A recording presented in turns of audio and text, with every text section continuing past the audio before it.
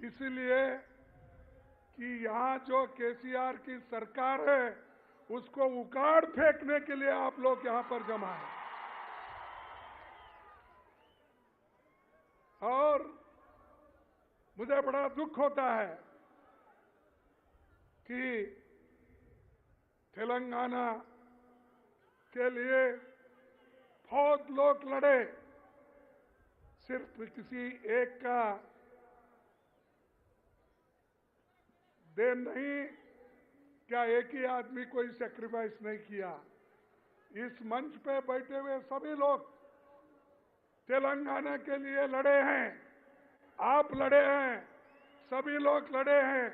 तभी सोनिया गांधी जी ने आपकी बात को मानकर तेलंगाना स्टेट अलग कर दिया और इंडिपेंडेंट करके आज दिया है। लेकिन चंद लोग ये समझते हैं कि तेलंगाना उनके वजह से ही आया है। अरे तेलंगाना जो बना जनता के वजह से बना, आपके वजह से बना, कांग्रेस के नेताओं के वजह से बना। तो उनकी पार्टी कहां थी उस वक्त? क्या उतनी शक्ति थी? क्या सेंट्रल गवर्नमेंट में उनका पावर था? हमने उसको शक्ति दी। सोनिया गांधी जी ने कोशिश करके उन्होंने तेलंगाना दिलाया। लेकिन अफसोस की बात है, जिस ढंग से हमको मदद मिलना चाहिए था तेलंगाना से, वो नहीं मिला। लेकिन एक आदमी इतना क्रेडिट ले रहा है कि सब कुछ उन्होंने किया, यहां तक कि जितना तेलंगाना का एरिया है वो मेरा ही है, समझ रहे हो, खुद का ही है, ये समझ के सब हर जगह जाके यही बात करते हैं। जिस आदमी को खुद सोनिया गांधी जी घर में बुलाकर ये लोग उनसे मिले, मिल के फोटो निकाल लिए और फोटो निकाल के उनको धन्यवाद बोले, लेकिन चंद जनपद से बाहर निकलते ही बदल गए। तो ये कभी कभी मुझे हमेशा ऐसा याद आता है, जितना कांग्रेस पार्टी ने तेलंगाना को दिया वो सब आज भूल रहे हैं और एक व्यक्ति का नाम बोल रहे हैं कि उसने सब कुछ किया। और जो वायदा उन्होंने किया केसीआर ने,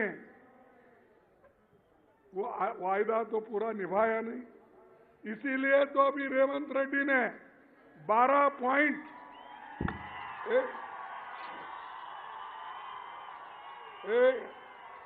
बाबू, ये देखो, चुप बैठो, सब थोड़ा चुप बैठो। देखो, जो सुनना है सुनो, नहीं तो बाहर जाओ। उधर सुनने के लिए आए क्या पुकारने के लिए आए? जो रेवंत रेड्डी जी ने पढ़ा 12 पॉइंट, वो 12 पॉइंट, 12 डिमांड आप लोगों के लिए पड़ा। और हमारी सरकार आते ही वो पूरे 12 पॉइंट हम उसको इम्प्लीमेंट करेंगे। और हमारी सरकार आते ही पहले कैबिनेट में ये 12 पॉइंट उन्होंने जो कहा उसको इम्प्लीमेंट करेंगे। वो 12 पॉइंट के लिए आप लोग तैयार है ना? अरे इतना बड़ा कंसेशन कांग्रेस पार्टी आपको दे रही है। आने वाले चुनाव में अगर हमारी सत्ता आएगी ही, अगर नहीं मगर नहीं, जरूर आएगी। आते ही हम लोग आपको जो वायदा हम यहां से कर रहे हैं वो करके दिखाएंगे। इसीलिए भाइयों, हम कर्नाटक में 5 वायदे किए थे। 5 वायदे करके हमने उसको अभी अमल बजावनी दे रहे हैं, उसको अमल में ला रहे हैं। और जो कांग्रेस कहती है वो करके दिखाती है। अब हमारे 5 वहां पर जो प्रॉमिसेस थे वो एक एक करके हम उसको निभा रहे हैं। 30 तारीख को मैसूर में राहुल गांधी जी, मैं जाके वहां पर जो तीसरा हमारे जो गृह लक्ष्मी का है वो हम वहां पर जाकर वो वायदा निभाने के लिए हम वहां जा रहे हैं। तो ये सोनिया गांधी जी और राहुल गांधी जी जो कुछ कहते हैं वो करके दिखाते हैं। और राहुल गांधी जी जो कन्याकुमारी से लेकर कश्मीर तक 4000 किलोमीटर उन्होंने चला। ये कांग्रेस की मजबूती है। आज फिर वो लद्दाख में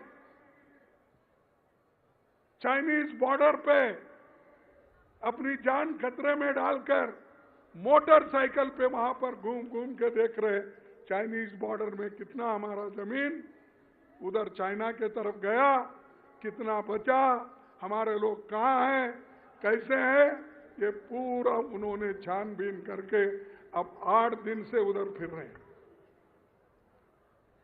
ये कांग्रेस पार्टी मजबूती के साथ आज काम करना चाहती, लेकिन मोदी जी यहाँ आते हैं, शाह आते हैं। शाह कल आ रहे हैं, कल आ रहे हैं, कितने बजे आ रहे हैं?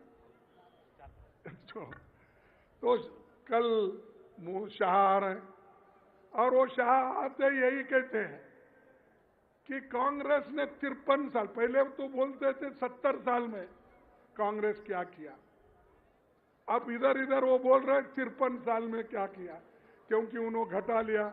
वाजपेयी के जितने दिन थे, मोरारजी देसाई के जितने दिन थे, विश्वनाथ प्रताप सिंह के कितने दिन थे और दूसरे लोग में देवेगौड़ा का क्या, ये सब घटाकर अब 53 साल बोल रहे हैं। 53 साल में तुमने क्या किया, रिपोर्ट कार्ड दो। ये मध्य प्रदेश में उन्होंने कहा, छत्तीसगढ़ में कहा और कल आकर यहां भी बोलेंगे उन्होंने। यहां बोलते या नहीं मुझे मालूम नहीं, क्योंकि केसीआर पार्टी का उनका दोस्ती हो गया है अंदर से, और अंदर से जब दोस्ती होती है जोर से बोल नहीं सकता आदमी। अब देखेंगे, अब इधर इधर तो बोलना भी बंद हुआ, ऐसा मैं सुना केसीआर का। तो इसलिए भाइयों, आपको मजबूत डट कर रहना है, डट कर आपको रहना है। और हमने क्या किया, हमारा रिपोर्ट कार्ड आप जाके कल अगर शाह आते हैं तो उनको बताइए, क्या बताइए कि कांग्रेस ने क्या किया। कांग्रेस ने आजादी के बाद इमीडिएटली 562 रियासतों में बटा हुआ देश, 562 रियासतों में बटा हुआ देश को एक करा और हैदराबाद को भी देश के साथ मिला दिया। ये किसने किया? ये किसने किया? अरे कांग्रेस ने किया। क्या इन्हों किए क्या? मैं समझ तो उस वक्त पैदा हो गए थे। हाँ? अच्छा ठीक है भाई, मुझे मालूम नहीं इसलिए पूछा। 48 में पैदा हो गए क्या? ठीक। तो ये हम तो ये आजादी यहां से इतने छोटे छोटे रियासतों को, राज्यों को वल्लभ भाई पटेल, जवाहरलाल नेहरू जी ने मिलके देश को एक कर दिया। यह हमारी देन है। देश के संविधान, देश को संविधान किसने दिया? किसने दिया भाई? अरे डॉक्टर अंबेडकर ने दिया, कांग्रेस ने दिया। कौन दिया? कांग्रेस ने दिया। हमारे को पूछते तुमने 53 साल में क्या किया? ये किया, संविधान दिए, लोकतंत्र दिए, सब रियासतों को एक करके मजबूत हिंदुस्तान बनाए हम। और आईआईटी किसने दिया? आईआईएम किसने दिया? एम्स किसने दिया? इसरो किसने बनाया? डीआरडीओ किसने बनाया? एचएएल किसने बनाया? बीईएल किसने बनाया? ओएनजीसी किसने बनाया? सेल किसने बनाया? अरे इतने पब्लिक सेक्टर हमने बनाए, और आज भी हैदराबाद में इतने पब्लिक सेक्टर जो हो गए वो पंडित जवाहरलाल नेहरू की देन और कांग्रेस की देन है। ये हम करते मजबूती का काम। लोगों को सिर्फ पैसे बांटना या कुछ इलेक्शन के देना, ये हमारा काम नहीं। हम देश के लिए मजबूती के साथ हमने दिया। जिस देश में एक सुई तैयार नहीं होती थी, एक सुई, एक बोल्ट नट नहीं बनता था, लेकिन हमने करके दिखाया। इस देश में बड़े बड़े कारखाने लगाए, बनाकर हर स्टेट में, हैदराबाद हो, बेंगलुरु हो, मुंबई हो, कलकत्ता हो, दिल्ली हो, कानपुर हो, हर जगह हमने बना के दिया। ये कांग्रेस की देन है। सिर्फ हमारा पुकारना, चिल्लाना और कहीं भी गए कांग्रेस के खिलाफ बोलते थे। कांग्रेस के खिलाफ क्यों बोलते भाई? आपने कोई ऐसा बड़ा कारखाना किया है? अरे जिस देश में ये खाने के लिए अन्न नहीं मिलता था, उस देश में आज इतना अन्न का भंडार हो गया है, गोदाम में भर के आज सड़ रहा है। इसीलिए सोनिया गांधी जी ने फूड सिक्योरिटी एक्ट लाकर उन्होंने गरीबों को 35 केजी देने का उन्होंने काम किया 3 रुपए में। ये अन्न ये किसने किया?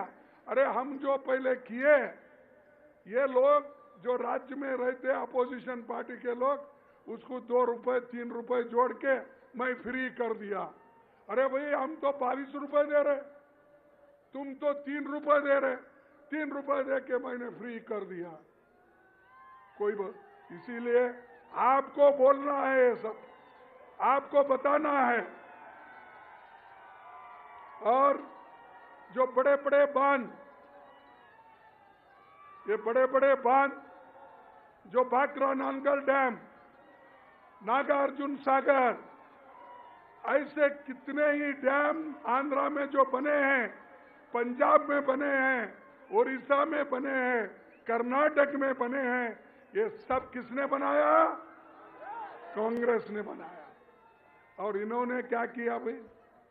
केसीआर की पार्टी थी क्या? उस वक्त तो नहीं थी। अब हमको पूछ रहे तुमने 53 साल में क्या किया? अरे 53 साल में हम ये किया इसीलिए तो तुम जिंदा है। खाने के लिए लाया, पढ़ने के लिए स्कूल बनाया। जब लोग आजादी के पहले लोगों की उम्र यानी 32 साल के उम्र में ही लोग मरते थे, एवरेज लाइफ 32 साल। आज 2014 का लो या आगे भी 2014 में 70 साल हो गया, 72 इयर्स एक आदमी जीता है। तो ये काम जो हमने किया है, यानी 32 साल से 72, 77 तक हम लाए, ये किसकी देन है? ये कांग्रेस पार्टी की देन है। तो भाइयों, ऐसे बड़े बड़े हमने काम किया। जमींदारी खत्म करी और इसके लिए कभी कभी कांग्रेस को नुकसान भी हो गया। नरसिंह राव के जमाने में यहां पर लैंड रिफॉर्म्स एक्ट जो इसको अनुष्ठान में लाना था, जब कोशिशें चली तो उस वक्त बहुत से लोग, फ्यूडल लोग, उनके खिलाफ ठहर गए और उनको नीचे उतार दिए। ये लागू किसने किया? कांग्रेस पार्टी, इंदिरा गांधी ने लागू किया और हर जगह आज लैंड रिफॉर्म्स एक्ट के तहत जो जमीनें दिए गई है वो जमीनें कांग्रेस की देन है। इसीलिए उन्होंने कहा, रेवंत रेड्डी ने, कि जो जमीन इनसे छीन लिए है, जो जमीन शेड्यूल कास्ट से छीन लिए है, शेड्यूल ट्राइब्स से छीन लिए है, फिर उसको हम वापस लाएंगे, देंगे, ये कहना है। और ये काम कर्नाटक में कानून बनाकर ये वापस ले रहे हैं। वो कानून बनाए हैं, जो जो गलत ढंग से जमीन लिया गया और फंसाया गया, तो वो उन्होंने कर्नाटक सरकार में कानून बनाकर इसको वापस लेकर फिर उनको देने का आज काम वहां पर कर रहे हैं। तो ये काम हम बुनियादी काम किए और आज जो छोटे मोटे काम कर रहे हैं वो सब ये समझ रहे कि पूरा उन्होंने किया, देश उन्होंने ही बनाया और लोगों को सुख शांति समृद्धि उन्होंने ही लाई। बैंकों का राष्ट्रीयकरण किसने किया? अरे लोग बोलते भाई केसीआर किया, तुम कांग्रेस बोल रहे। कांग्रेस किया। बैंकों का राष्ट्रीयकरण इंदिरा गांधी जी ने किया। इन्होंने क्या किए? अरे आज हम देश में सब एक होकर 26 पार्टी मिलके एकजुट होके जो बीजेपी की सरकार सेंट्रल में है, मोदी जी की सरकार है, इसको निकालने के लिए हम पूरे तैयार हो गए हैं। लेकिन ये तुम्हारे तेलंगाना वाले लोग, केसीआर एक मीटिंग को नहीं आए और कभी ये भी नहीं पूछे कि भाई मोदी को हटाने के लिए, बीजेपी को हटाने के लिए हम सब सेक्युलर पार्टी एक होंगे, कभी नहीं कहा। यहां तो सेक्युलर पार्टी बोलते हो, लेकिन वहां बीजेपी के साथ अंदर अंदर से साठगांठ करते हो। ये जरा सोचने की बात है, क्योंकि उनके अकेले तो हरा नहीं सकते मोदी को, उसीलिए उनके साथ वो आज अंदर अंदर से सब बात कर ले रहे हैं। लेकिन हम लोग पूरा कोशिश कर रहे हैं। पूरे लोगों को हमने पटना में मिलाया, मेरे घर पे सब लीडरों को दिल्ली में बुलाया, उसके बाद में रेगुलर मीटिंग्स पटना में हुआ, बेंगलोर में हुआ, अब महाराष्ट्र में कर रहे हैं, इसके बाद फिर और जगह कर रहे हैं। ये करने का मकसद क्या है? बीजेपी के सरकार को हटाना और बीजेपी के सरकार के सपोर्टर जो है केसीआर, उनको भी हटाना।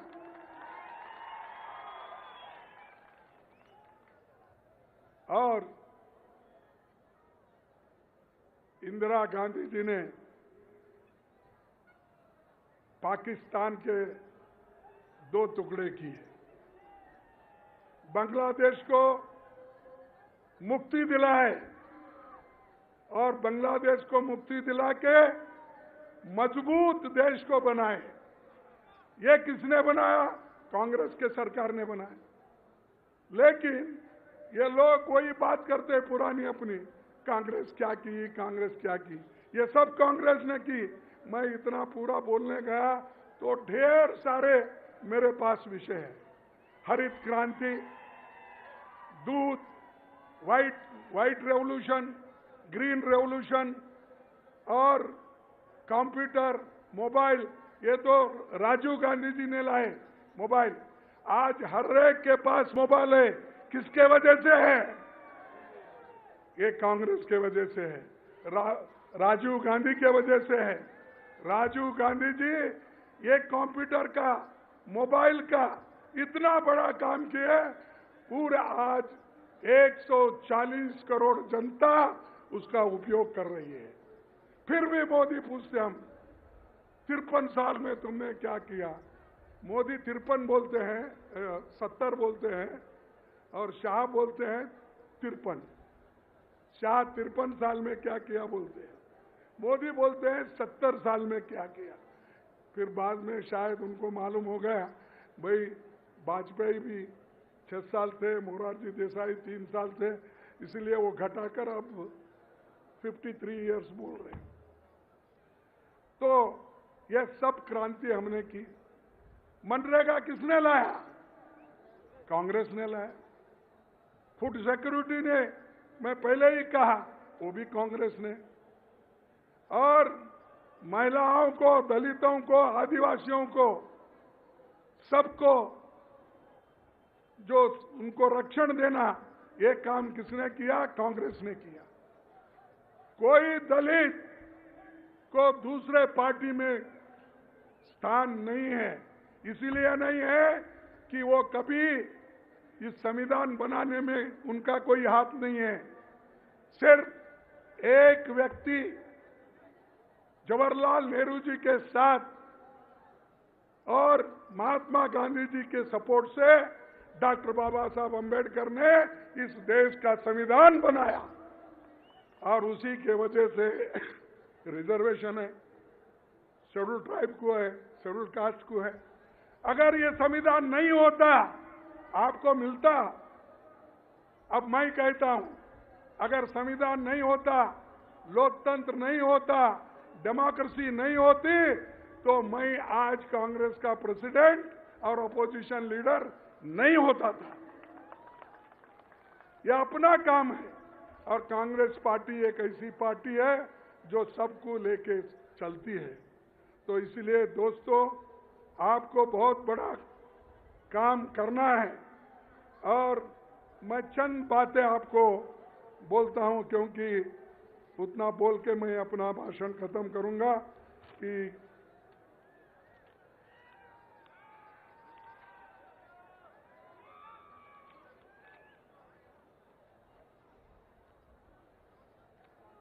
मेरे को बार बार पूछते हैं इस देश में कांग्रेस तरक्की नहीं की। वो एक आपके नोटिस को लाता हूं,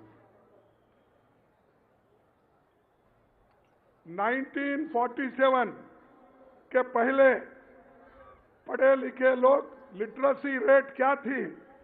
सिर्फ 18% थी और 13-14 तक 74% पढ़े लिखे लोगों को हमने तैयार किया।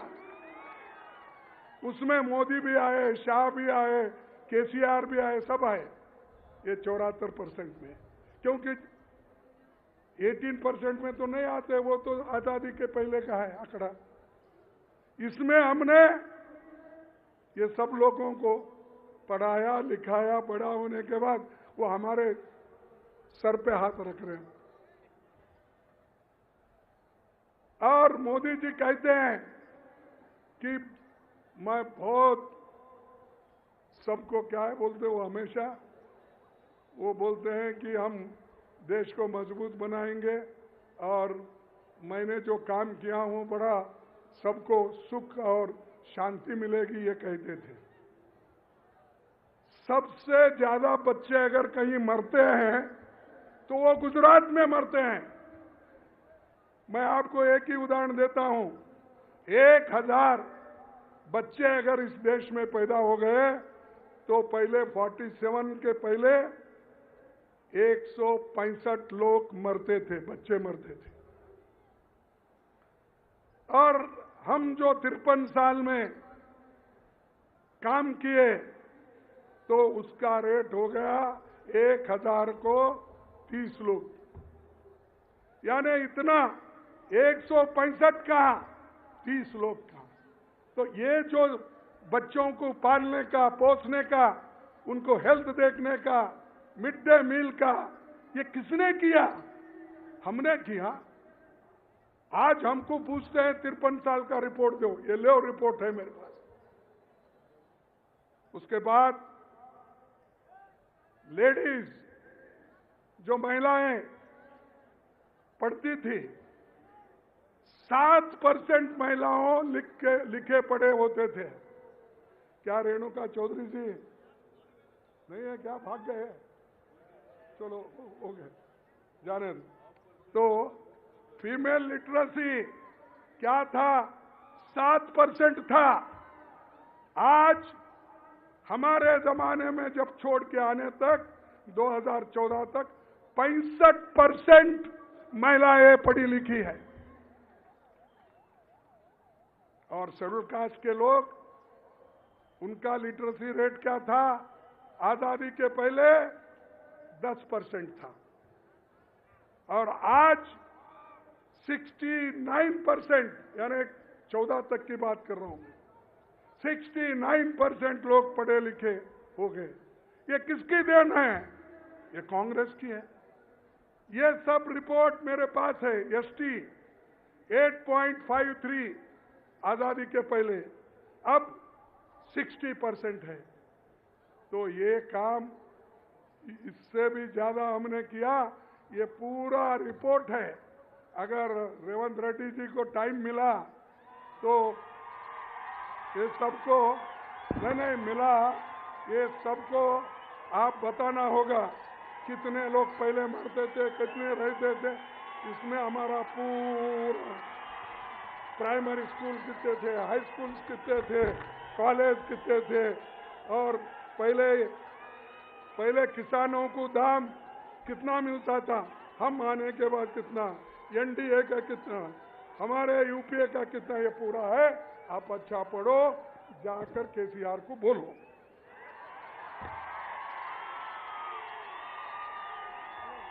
तो मैं ये बात इसलिए कह रहा हूं कि जो लोग काम करते हैं वो करते ही रहते हैं।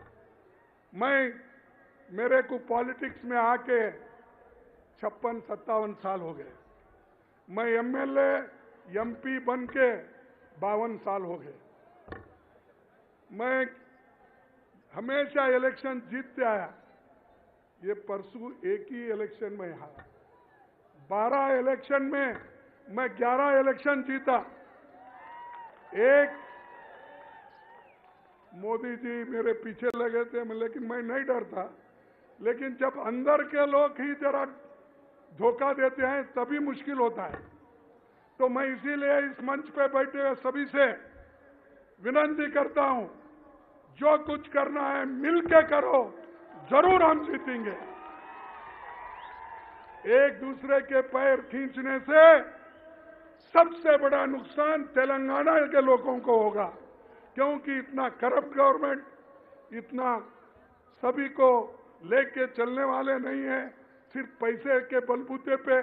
और कहीं तो आप सुने हैं कि कांग्रेस के लोग 27 लोग चुन के आए थे, उनको मेजॉरिटी थी यहां पर, फिर क्यों भाई एक एक एक करके लिए? क्या तुम्हारे उसूलों को मान के आए क्या?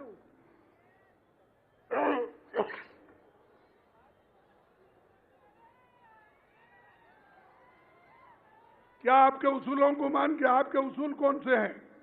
हमारी तो आइडियोलॉजिकल पार्टी है।